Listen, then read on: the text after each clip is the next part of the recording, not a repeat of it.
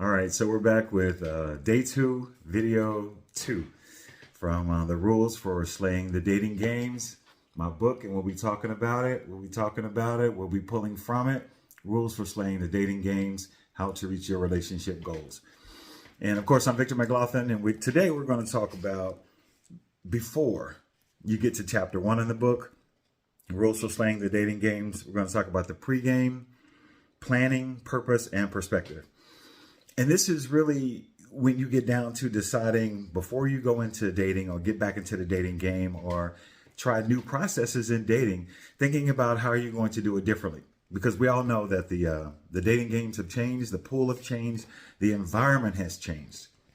So we're going to get into the first 10 rules in slaying the dating games. And there's over 603. We're just going to go through the first 10 today. And this is before chapter 1. This is, again, pregame planning, purpose, and perspective. Rule number 1 in the entire book. Rule number 1 is embrace diversity. And you're saying this from, you're hearing this from a black male who loves black women and hopes that black women can all achieve the love and admiration and respect due of a black man. But in this dating game, in this dating era, in this environment, if you can't find the love that you deserve and desire and seek from a black man, my advice to you from a black man is get it where you can find it. Life is short, love is real, and do everything you can to position yourself. So if someone from another culture, another nationality, another race is digging you, is feeling you, and you can't get that from a black man, I say accept it, get it, go for it. You can find a brother, to me all the better, but if not, do your thing, girl, do your thing. So embrace diversity. Rule number 2, use the tools of technology. The internet, email, chatting, online dating especially. Now I've met so many people who have found love, real love, and even marriage on online dating. I'm not one to use the apps. I'm old school, and the honest truth is I haven't had the necessity to go outside of my normal dating practices and hunting grounds, so to speak, to find someone that's in line with me and aligned with me. So I've been lucky, I've been fortunate, and I found someone for me and it's worked out. But do not overlook technology and dating apps. Define your intentions. Rule number 3. When you're meeting people for the first time and you're chatting, whether it's online or you're talking to someone on the phone and you meet someone out in person, tell them your intentions. Now, I do not suggest that you tell them your ultimate goal, relationship goal is to get married. I say save that for date 3, 4, 5, or 6. It's rule number 3. Define your dating intentions. Tell people what you would like. I want to meet a guy who's interesting, who has hobbies, who wants to go out, get to know me, who is interested in more than just casual dating, unless you're only interested in casual dating. But define your intentions, make them known along your journey. Rule number 4, be open and honest. If your ultimate goal is getting married, don't date someone for 5 or 6 months and then say, hey, by the way, I want to get married. And he says, well, I'm not prepared for that. I thought we just said we're going to keep it casual. So by all means, be clear about your expectations and your intentions. Rule number 4, be open and honest. Tell people how you feel. Tell people how you feel about dating. Tell people how you feel about the relationships you've been in, whether they've been successful or not. The more open and honest you are, the better chances you are going to have someone and find someone who fits those, who are aligned with you. So please be open and honest. Talk about your expectations and your boundaries. Rule number 5, consent and boundaries, even a little bit deeper than that. If you ever get to the point of getting intimate with someone, tell them what your boundaries are, tell them what you like and don't like, be clear about it, and stick with it, stay with it. Rule number 6, protect yourself. Even though we might get, hookups or friends, who introduce us to other people, coworkers, family members, say, hey, I met this guy, he's really nice, I think he'd be good for you. Whether you meet him online or not, or it's a referral from a family members, meet him in a public place. And I always suggest taking a photo of them. If you don't have an online photo that you can pull from their Instagram or Facebook, take a photo. Tell them, hey, I just want to get a picture, blah, blah, blah, blah, shoot it.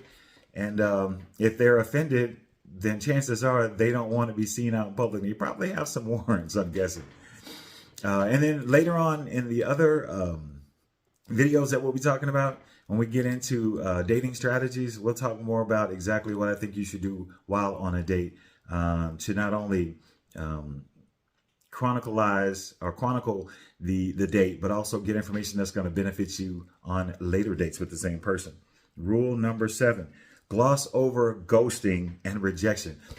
Everybody's going to get ghosted. It's part of the dating process. It's unfortunate, but everybody's going to get ghosted. So I suggest that you handle it with grace and resilience and write it off. Say, okay, dude wasn't the kind of man I thought he was. It's better that I find out now than while we're in a relationship and then find out he's not the man he said he was. So ghosting is going to happen. Write it off. Be resilient. Move on. Don't let it jam you up. Don't let it stop you. No, it's warm in here. All right. So rule number 8, prioritize self-care. During the dating journey, whether you're dating seriously, dating casually, or finding a few guys or a lot of guys to date, remember to take care of yourself. You know, take your supplements, drink your water, drink your juice, stay hydrated, read, do the things that are going to benefit you and make you a better person. So when you do meet your person, that you're more well-rounded and more evolved. Walk. If you're mobile, get out and walk. Walking trails. Walk with your girlfriends. Walk the dog. Walk the block. Be mobile if you're allowed to be, if you can be. Just be mobile. Find a way to exercise. Self-care is that important. Rule number 9, be patient. None of us seem to find the love when we want it, but hopefully it'll come right on time, as they say. Be patient. It is a journey. It's a process. Trust the process. Enjoy life while you're doing it and enjoy the journey. And rule number 10, learn from your experiences. Every date that you've had and every date that you're going to have is something that you can learn from. Think about the things that you enjoyed on the date. Think about the things that you didn't enjoy. If someone didn't open the door for you, if someone wasn't kind or thoughtful, those are the kinds of things that you keep in mind. Make sure that you're taking mental notes, and then later you can take physical notes. But it is so vitally important to learn from experiences. If some of your deal breakers, and we'll talk about this in later videos as well. If some of your deal breakers are guys who are not thoughtful, kind, considerate, charming, smart, and you meet a guy who has a lot of things on your 25-point wish list that you've had for 25 years, those things are not going to be important, and those things will not keep a relationship together if the deal breakers are there. I don't care how much money he makes, how tall he is, how attractive he is. If he is a jerk, he's not kind, he's not considerate, he's not thoughtful, he's a liar, or whatever those things are on your deal breaker list, it's going to come back to haunt you. You're just wasting your time. So check out of those. Throw that 25-year-old wish list in the trash. Throw it in the garbage, because that's what it is. Get you a short deal breaker list, must-have list, or not willing to do with list, or he better not be this kind of guy list, however you want to phrase it. This is what I suggest you do, because those things are vitally more important than, well, if he has a good job, if he's tall, if he has broad shoulders, if he's got muscles, or if he's, charismatic. Those things are important until you find out, or unless you find out that he is a jerk. So all those things won't matter if he's difficult to deal with. In conclusion of the first chapter, which again is the pregame, planning, purpose, and prospective. Before we even get into chapter 1, those are the things I want you to consider.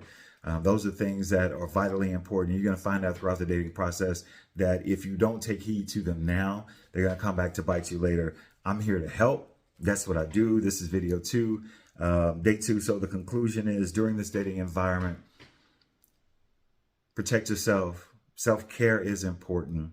Be honest, be open, and find a connection that'll last. Look for a connection that is authentic. Look for one that happens organically. Those are the ones that last. Those are the ones that are healthy. And I don't think being in a relationship is worth it unless it's healthy. So I'll see you later on in video number 3. This is Victor McLaughlin, here to help. Victor McLaughlin signing out.